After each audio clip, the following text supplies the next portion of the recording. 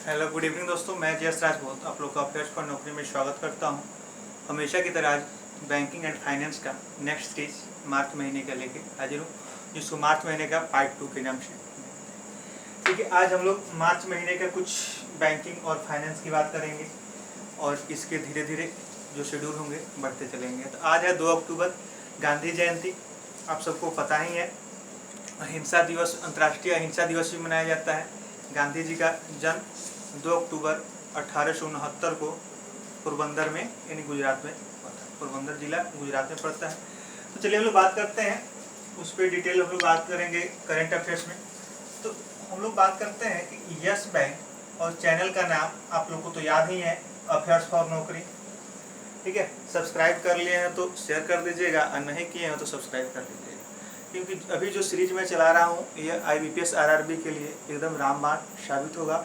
और एक और बात कि IBPS RRB PO और कलर का जो 18 अक्टूबर और 31 अक्टूबर को जो एग्ज़ाम्स होने वाले थे वो पोस्टपोन्ड हो चुके हैं। ठीक है, आने वाले दिनों में उसकी घोषणा की जाएगी IBPS द्वारा कि कब इसके मेंस के एग्ज़ाम होंगे। लेकिन हाँ, होशियारी रहे, जैसे कि RRB PO के टाइम एक दिन पहले नोटिस आया कि एग्ज़ाम को पोस्टपोन कर दिया गया, लेकिन कल होके एडमिट कार्ड आ गया।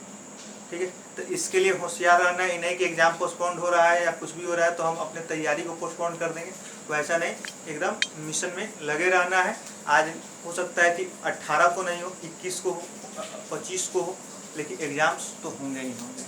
तो चलिए हम लोग बात करते हैं, यस बैंक के MD और CEO कौन बने हैं? प्रशांत कुमार। ठीक है, यस बैंक के MD और CEO कौन बने हैं? प्रशांत कुमार बने हैं। यस बैंक की स्थापना हुई थी 2004 में।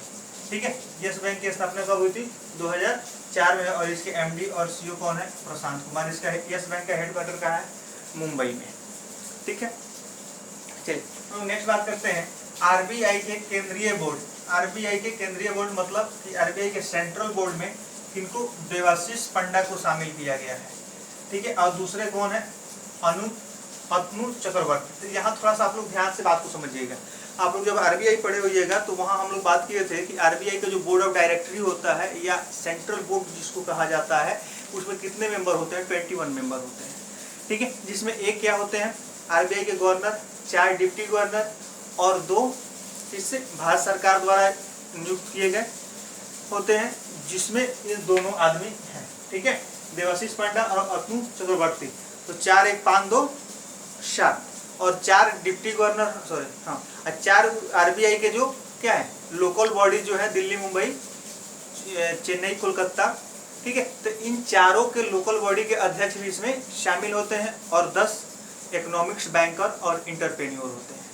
ठीक है, तो इन सबको मिला के 21 मेंबर का यह पैनल बनता है, जिसमें 2 जो भारत सरकार द्वारा नियुक्त किए गए हैं वो कौन कौन है? देवाशीष पंडा और अतनु चक्रवर्ती।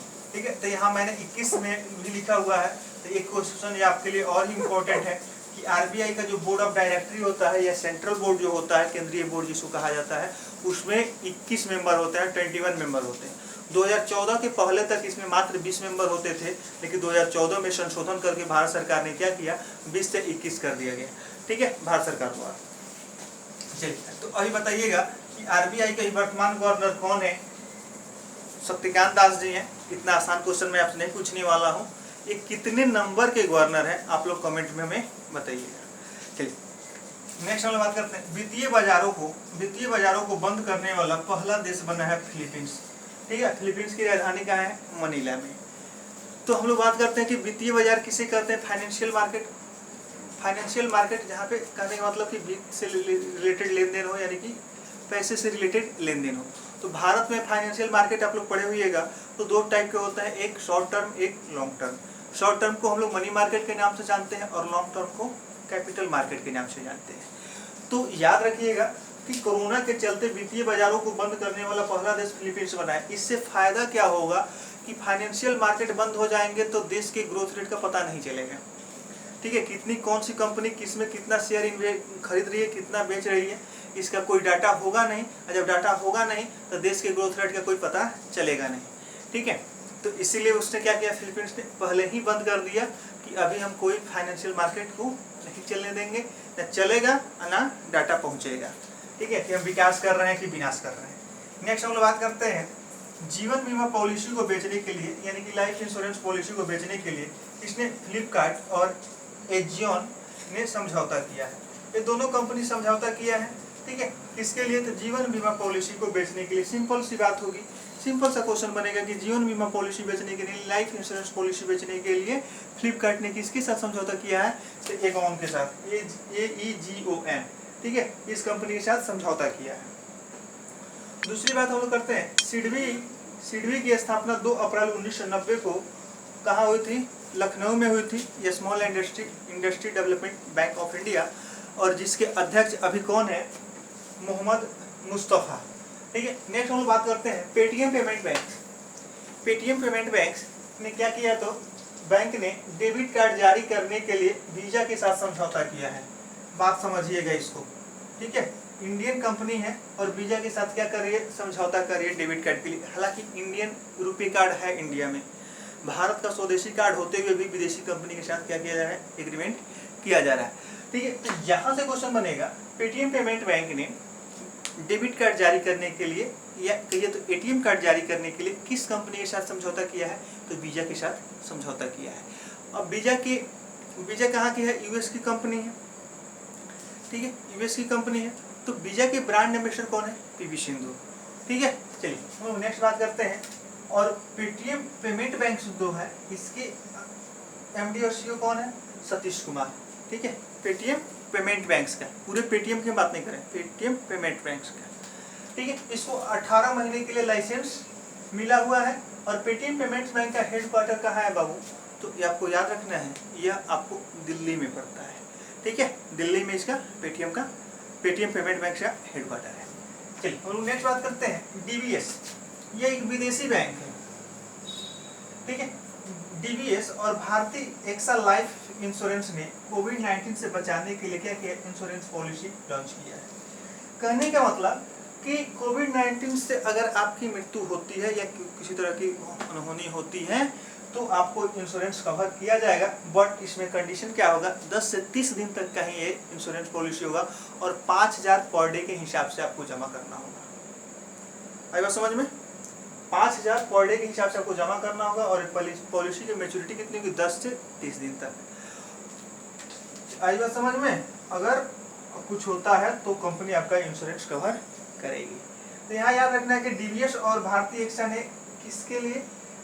तो कोविड-19 के से संबंधित कोविड-19 से बचाने के लिए क्या किया? इंश्योरेंस पॉलिसी लॉन्च किया है, ठीक है। दूसरा चलते हैं हम लोग नेक्स्ट बात करते हैं। आरबीआई ने 1 लाख करोड़ रुपए वाली परिवर्तित दर पे रेपो नीलामी शुरू किया है, ठीक है, आयोजित किया गया। तो हम लोग सीधे से बात कर लेते हैं कि पहले रेपो रेट आप लोग को तो याद ही होगा कि वह रेट जिस पे आरबीआई अपने कमर्शियल बैंक को क्या करती है? लोन प्रोवाइड करती है या लोन देती है, ठीक है। तो अब इसके लिए रेपो के लिए स्पेशल फंड बनाया गया है 1 लाख करोड़, जिसके माध्यम से क्या होगा? ये लॉन्ग टर्म के लिए दिया जाएगा। इसको LTRO के नाम से भी जाना जाता है, लॉन्ग टर्म रेपो ऑपरेशन, ठीक है। तो याद रखिएगा, लॉन्ग टर्म के लिए क्या किया गया? एक स्पेशल फंड बनाया गया है 1 लाख करोड़ का।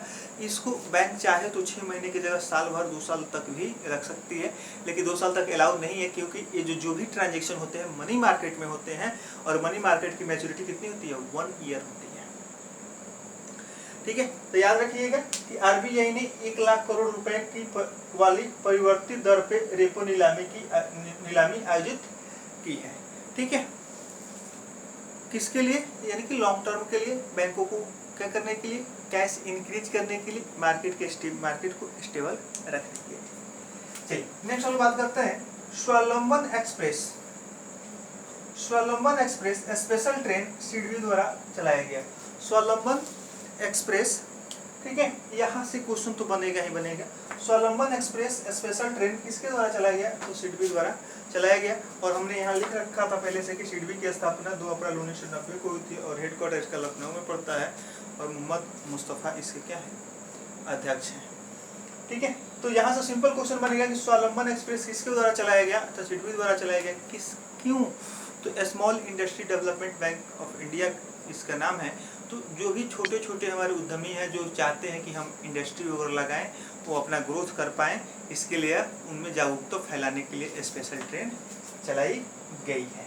ठीक है, चलिए इसी के साथ मैं आप लोग से विदा लूँगा। आप लोग ऐसे ही हंसते मुस्कुराते रहिए, और चैनल पे अगर नए देख रहे हैं तो चैनल को सब्सक्राइब नहीं किए तो सब्सक्राइब कर दीजिएगा, अपने दोस्तों में शेयर कर दीजिएगा।